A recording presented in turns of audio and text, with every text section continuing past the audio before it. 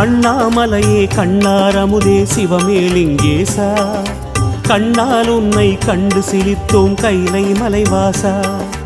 அண்ணாமலையே கண்ணாரமுதே சிவமேலிங்கேசா, இரு கண்ணால் உன்னை கண்டு சிலித்தோம் கைலை மலைவாசா.